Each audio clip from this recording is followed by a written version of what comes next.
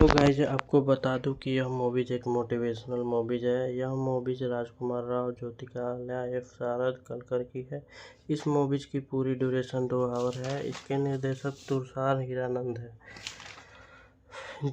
इसमें एक करेक्टर श्रीकांत बोला का है, जिसके नाम पर यह मूवीज आधारित है। यह मूवीज सच पे आधारित है। मूवीज के शुरू में दामोदर दामोदर चिल्लाता हुआ एक व्यक्ति आता है और कहता है कि तुम्हारा एक लड़का हुआ है।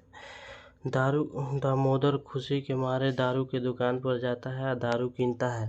दारू कीन कर घर आता है और बोलता है मुझे लड़का हुआ है, खुश रहो। सभी को चुप देखकर फिर उसकी औरत बोलती है एक बार लड़के को देख लो, उसके बाद कुछ कहना। जब वह हाथ में उस लड़के को लेता है तो देखता है वह लड़का अंधा है। उसके बाद उसकी खुशी कहीं गायब हो जाती है और देखता है कि इस लड़के को अब मैं करूं क्या।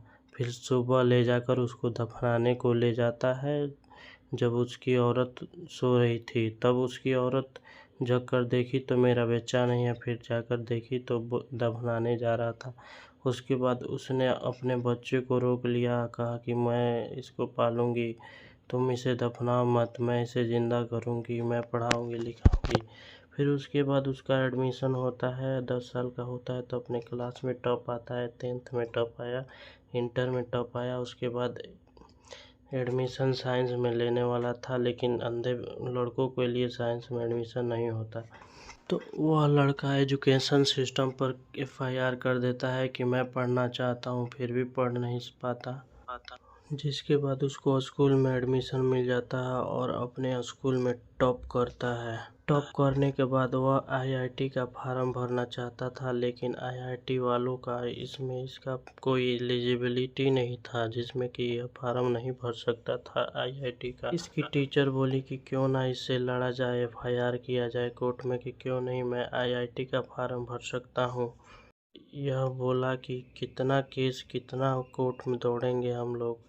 उसके रिजल्ट बढ़िया थे, जिसके कारण उसको विदेशों में एडमिशन मिल गया और एडमिशन मिलने का प्रोसेस चालू हो गया। वह फ्लाइट से विदेश जाने वाला था, जहां पर उसको फ्लाइट के ऑनर ने रोक लिया और बोला कि अंधे व्यक्ति इस फ्लाइट में नहीं जा सकते हैं।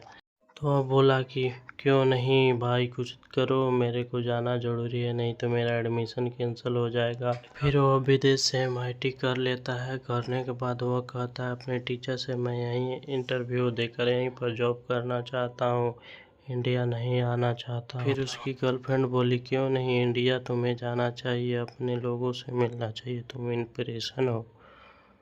तब वह इंडिया हैदराबाद वापस आता है और अपना बिजनेस शुरू करने लगता है, जहाँ पर उसको कोई बिजनेस में इन्वेस्ट नहीं करता। फिर एक बार एक अब्दुल कलाम के पास गया और वहाँ पर उन्होंने 2.5 लाख इन्वेस्ट किया और उसको एक इन्वेस्टर के पास गया। जज ने उसको इन्वेस्ट किया कचड़ा से लेकर कुछ सब, जहाँ पर उसका बिजनेस बढ़ने लगा। फिर वो सोचा अब अपने को पॉलिटिक्स में उतारें, पॉलिटिक्स पावर और बिजनेस पावर एक साथ हो जाए तो बिजनेस को कोई नहीं रोक सकता, मेरा बिजनेस बढ़ते रहेगा। उसके बाद वो खड़ा होने के लिए गया, मेंबरशिप लेने के लिए।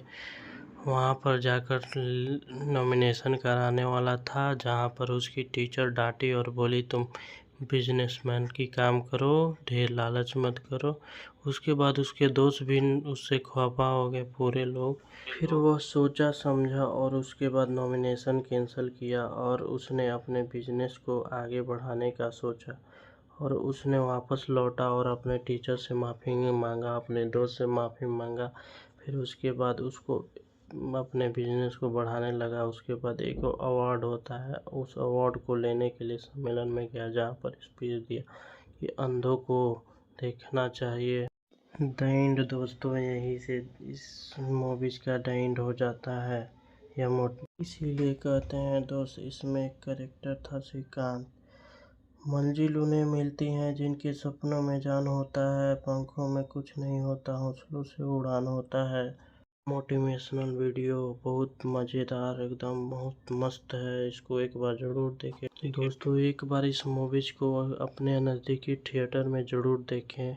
आपको देखकर आपके अंदर इंस्पिरेशन जगेगा और आप कुछ करने का सोचेंगे और आगे बढ़ेंगे। मेरी वीडियो अच्छी लगी तो लाइक और सब्सक्राइब कीजिए और आगे मेरे को सपोर्ट कीजिए, शेयर भी कीजिए। गुड।